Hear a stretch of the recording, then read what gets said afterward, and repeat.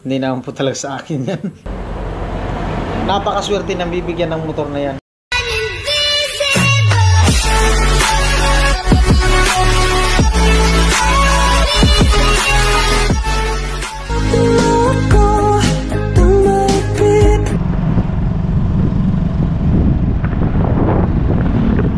Ayan po, magandang hapon. Bali, papunta ko ng Erika at katapos na ng ulan. At ginamit ko itong XRM.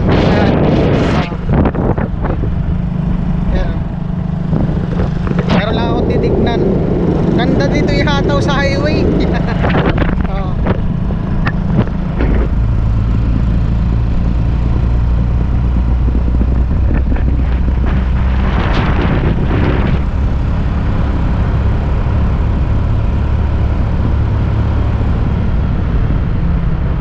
Maganda ihataw sa highway. Maganda pang hatak.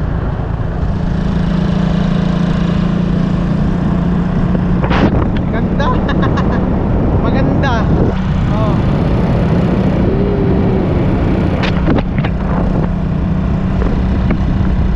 Ganda na tunog na makina.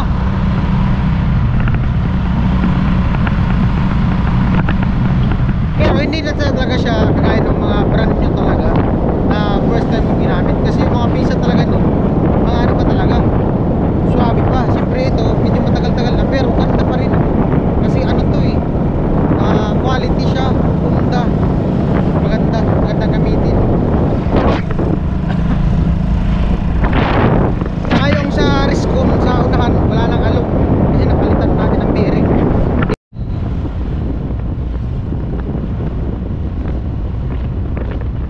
Ayan po, papunta tayo na Nabwa. Galing tayo ng Erika. Bali, pabalik na tayo. Ito na ako sa Nabwa dumaan. Ganda humatak nito. Lakas pa.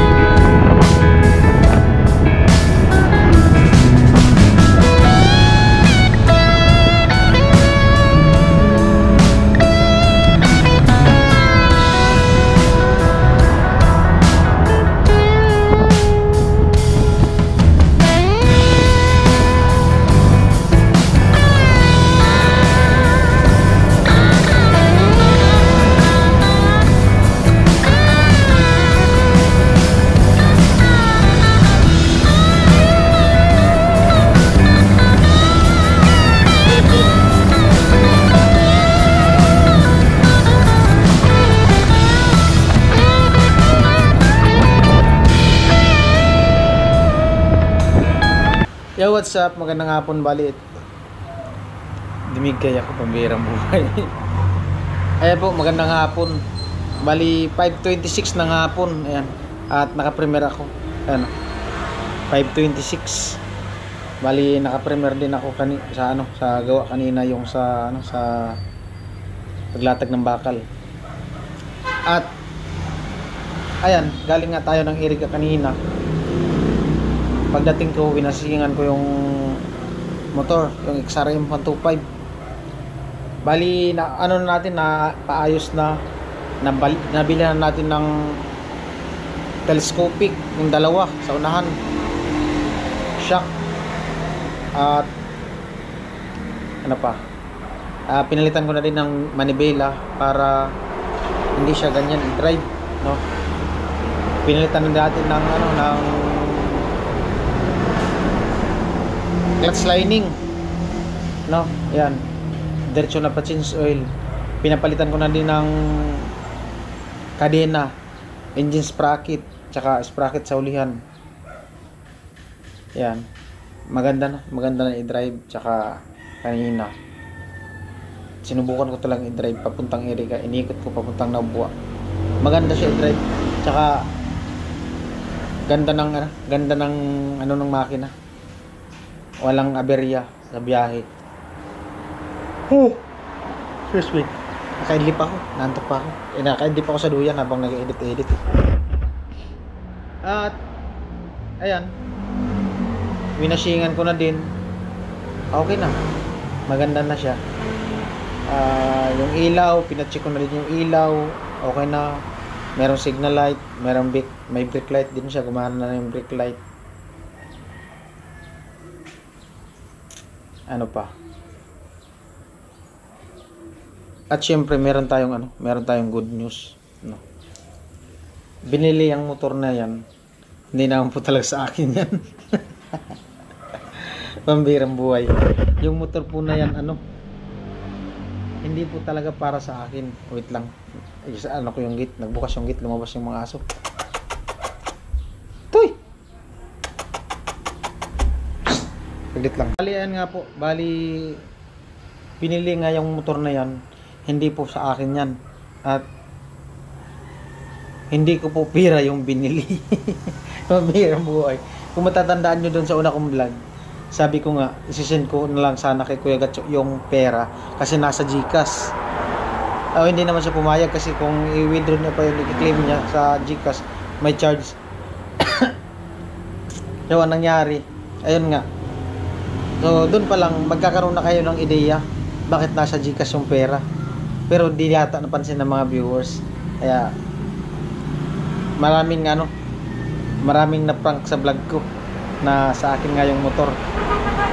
At maraming naniwala na sa akin yung motor, pero hindi po sa akin yung motor. Maraming salamat po sa mga nag-comment na swerte ko daw kasi mura na yung motor. At saka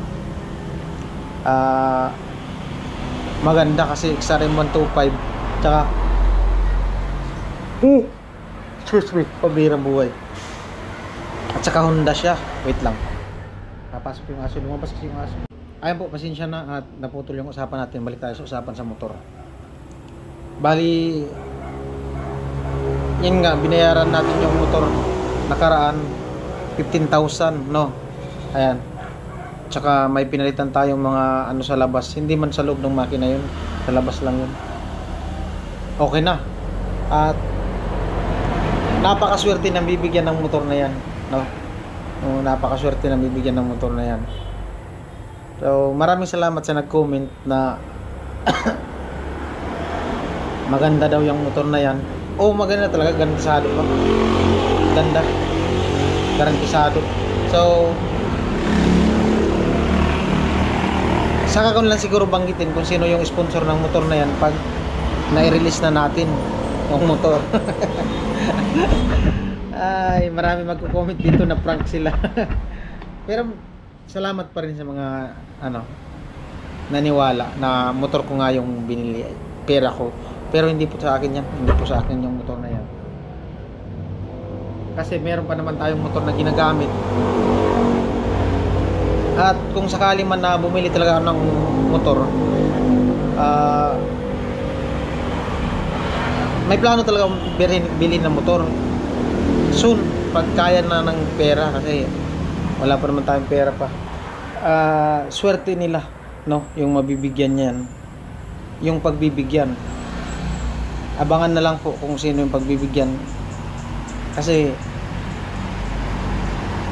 bibihira ka makakita ng tao na magbibili ng motor. Kahit sabihin nating 15,000 ang halaga ng motor na yan, pero yung klase ng motor, kalidad, maganda, quality, no. Mura nga, mura siya, mura sa may pera. Pero sa part nating walang pera, mahal na yung 15,000. Pero sa may mga pera, ano lang yan, kumbaga sabihin nating barya-barya lang sa kanila. Pero pinaghirapan nila yung ano na yan, yung pera na yan. Kaya sa makakatanggap ng motor na yan, sana ingatan nila, no, alagaan, kasi hindi basta-basta magkaroon ng motor.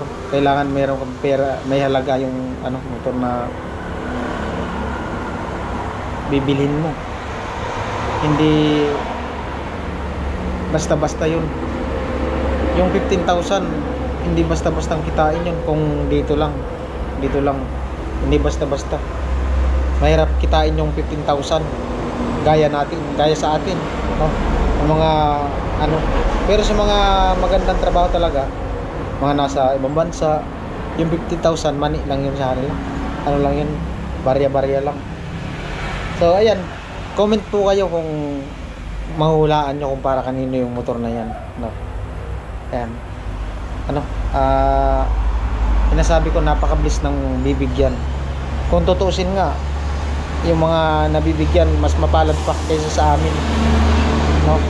Isipin mo, yung iba nagkaroon ng house in lot, lupa ba, nagkaroon ng lupa, nagkaroon ng bahay, nagkaroon ng mga appliances, nagkaroon ng negosyo, nagkaroon ng pagkabuhayan.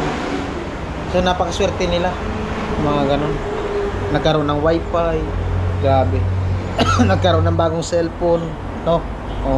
Isipin mo yun. Sana pahalagahan. Tapos ayun, kung ano ka dati nakilala, ganun ka pa rin makisama sa tao, no? Hindi yung kapag mataas ka na, feeling boss, feeling mayaman. Hindi ganun. Kung ano pa rin yung pakikisama mo sa tao, ganun pa rin. At siyempre salamat sa mga nagpapaabot ng ko, pang extra vlog, no? Ayan, napaka laking tulong sa aking YouTube channel, sa akin bilang nagba-vlog. Kasi maliban sa gawa namin sa mga pabahay, nagkakaroon ako ng mga extra vlog, no? Malaking malaking opportunity, malaking tulong. Kasi pag sinuportahan ka ng sponsor, malaking tulong yun. Kaya wag baliwalain, wag sayangin yung tiwala ng mga sponsor, no? Yun yung lagi kong naririnig sa Kalan Carnoli, kay Idol Japper, sa sa ibang mga nakilala kong mas nauna pa sa akin mag-vlog, no? Swerte ng mga nagkaroon ng mga sponsor na pinagkatiwalaan ka. Bibihira yung ganun, yung pagkatiwalaan ka ng sponsor, lalo na sa mga malaking pera, malaking halaga. Bibihira yung sponsor na ganun, yung pagkatiwalaan ka ng ganun na malaking halaga. Kaya maraming salamat sa sa tiwala ng mga sponsor na nagtiwala sa akin, na nagbibigay ng pang extra vlog. Salamat sa mga may nagbibigay din naman ng panggastos-gastos, panggasolina, pangkain-kain. Salamat po sa inyong tiwala at suporta sa mga nagpapaabot. Ayan. Sa mga nagpapaabot ng pangkain sa team ng Team Pahuway, no? Salamat. Ayan, sa mga pabahay na pinamunuan ni Carnoli, maraming salamat po sa inyong lahat. Ayan. Soon mapapanood na kung sino yung bibigyan ng motorbike. At napaka kauna-unahan dito sa aking YouTube channel, magbibigay tayo ng motor, magpapaabot ng motor sa pamamagitan ng sponsor, no? Ayan. At dito sa aking YouTube channel dinaan napakalaking